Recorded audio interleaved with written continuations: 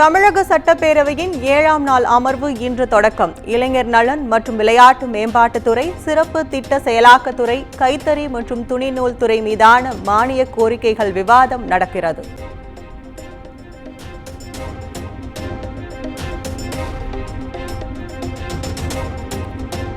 நாடு முழுவதும் சாதிவாரி கணக்கெடுப்பை உடனடியாக நடத்திட வேண்டுமென பிரதமர் மோடிக்கு முதலமைச்சர் மு.க. ஸ்டாலின் கடிதம். பின்தங்கிய மக்களின் சமூக பொருளாதார வளர்ச்சிக்கு திட்டம் வகுக்க மக்கள் தொகை தரவுகள் அவசியம் என்றும் வலியுறுத்தல்.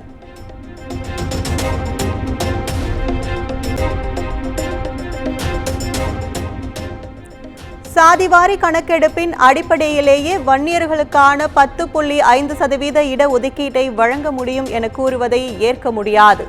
இஸ்லாமியர்கள், அருந்ததியர்களுக்கு சாதிவாரி கணக்கெடுப்பின்படிதான் தமிழ்நாட்டில் உள் ஒதுக்கீடு வழங்கப்பட்டதா என்றும் அன்புமணி கேள்வி.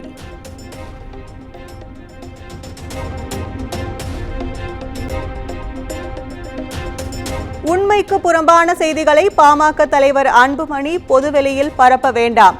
தேர்தல் நேரங்களில் மட்டுமே வன்னியர் இடஒதுக்கீடு குறித்து பேசுவதாக அமைச்சர் ரகுபதி குற்றச்சாட்டு.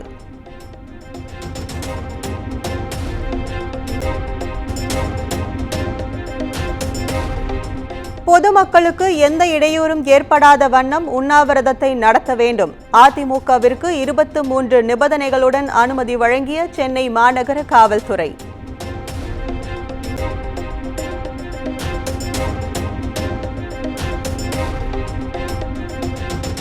கடந்த 3 ஆண்டுகளில் தனியார் ஆக்கிரமிப்பில் இருந்த 4840 ஏக்கர் கோயில் நிலங்கள் மீட்கப்பட்டுள்ளன. இந்து சமய அறநிலைத்துறையின் கொள்கை விளக்க குறிப்பில் தகவல்.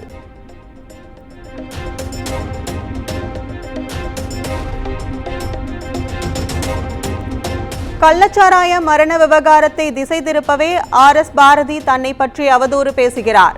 1 கோடி ரூபாய் நஷ்ட ஈடு கேட்டு RS பாரதிக்கு பாஜக மாநில தலைவர் அண்ணாமலை நோட்டீஸ்.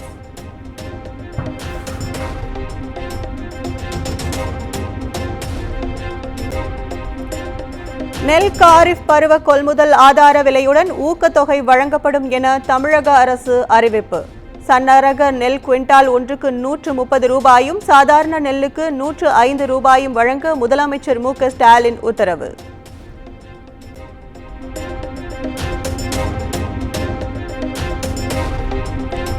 கள்ளச்சாராய மரணத்திலும் திராவிட கட்சிகள் அரசியல் செய்து வருகிறது. விக்கிரவாண்டி இடைத்தேர்தல் பிரச்சாரத்தில் நாம் தமிழர் ஒருங்கிணைப்பாளர் சீமான் குற்றச்சாட்டு.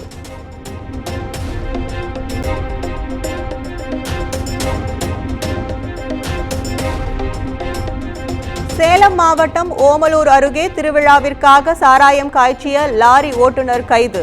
சுமார் 50 லிட்டர் சாராய ஊறல் மற்றும் 2 லிட்டர் சாராயத்தை பறிமுதல் செய்து போலீசார் விசாரணை.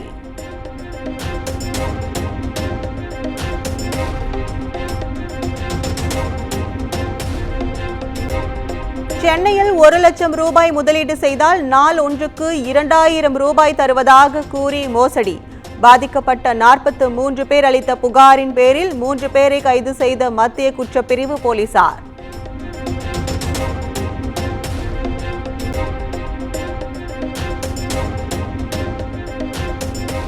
தூத்துக்குடியில் டாஸ்மாக் கடைக்கு வந்த மதுபான பெட்டிகளை ஊழியர்களை மிரட்டி பறித்து சென்ற மர்ம நபர்கள். சிசிடிவி காட்சிகளை கொண்டு போலீசார் வலைவீச்சு.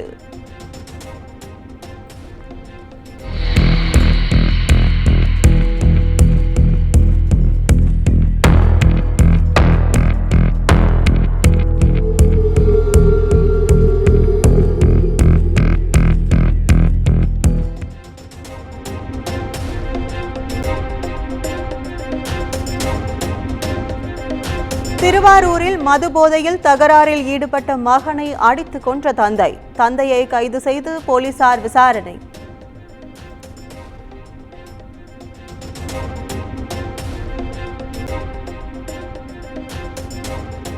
வேடசந்தூர் அருகே காதல் திருமணம் செய்து கொண்டு திருட்டு பைக்கில் சென்ற தம்பதி. புது மாப்பிள்ளையை போலீசார் கைது செய்ததால் கண்ணீருடன் நின்ற புதுப்பெண்.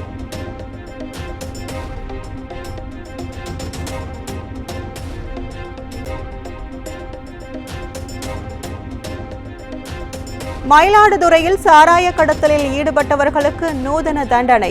மகளிர் பள்ளிக்கு சானிட்டரி நாப்கின் எரியூட்டும் இயந்திரங்களை வாங்கித் தர மாவட்ட அமர்வு நீதிமன்றம் உத்தரவு.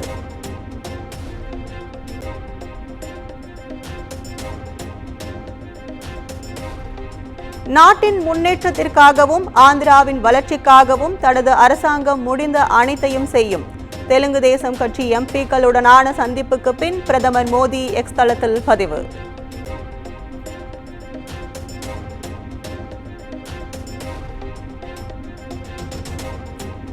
மக்களின் குரலை எதிர்க்கட்சித் தலைவராக நாடாளுமன்றத்தில் எழுப்புவேன். சமூக வலைதளத்தில் வீடியோ வெளியிட்டு ராகுல் காந்தி உறுதி.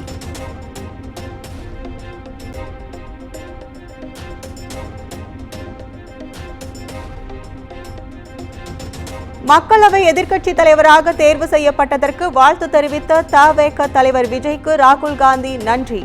ஒவ்வொரு இந்தியனின் குரலும் கேட்கப்படும் போதுதான் ஜனநாயகம் வலுவடையும் எனவும் எக்ஸ் தளத்தில் பதிவு.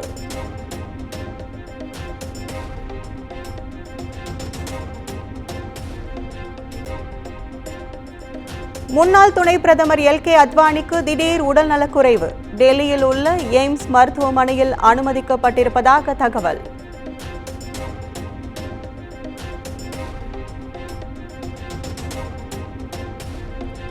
கலால் கொள்கை முறைகேடு வழக்கில் டெல்லி முதலமைச்சர் அரவிந்த் கெஜ்ரிவாலுக்கு 3 நாட்கள் சிபிஐ காவல். டெல்லி ரோஸ் அவென்யூ நீதிமன்றம் உத்தரவு.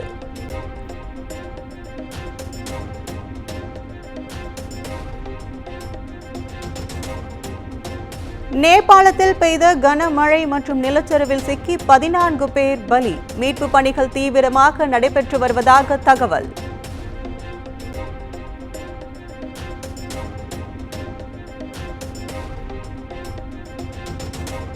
கென்யாவில் வரிகளை உயர்த்தும் சர்ச்சைக்குரிய மசோதா நிறைவேற்றப்பட்டதற்கு எதிர்ப்பு. நாடாளுமன்றத்தில் போராட்டத்தில் ஈடுபட்டோர் மீது போலீசார் நடத்திய தாக்குதலில் பலியானோர் எண்ணிக்கை 22ஆக அதிகரிப்பு.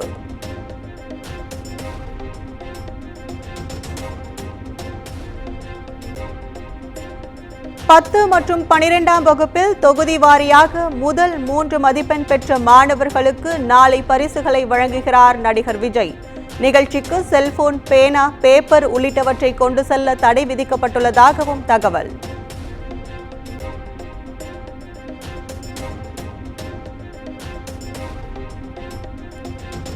பள்ளி பாடத்திட்டத்தில் நடிகை தமன்னா குறித்த பாடம் இடம்பெற்றுள்ளதற்கு பெற்றோர் எதிர்ப்பு. பெங்களூருவில் உள்ள தனியார் பள்ளி நிர்வாகத்திற்கு வலுக்கும் கண்டனம்.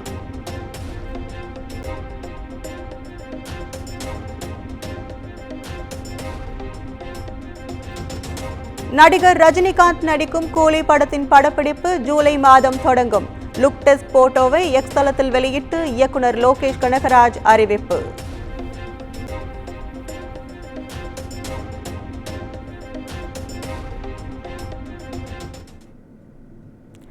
நாடு முழுவதும் சாதிவாரி கணக்கெடுப்பை தொடர்ந்து வலியுறுத்தி பிரதமர் மோடிக்கு முதலமைச்சர் மு.க.ஸ்டாலின் கடிதம் அனுப்பியுள்ளார்.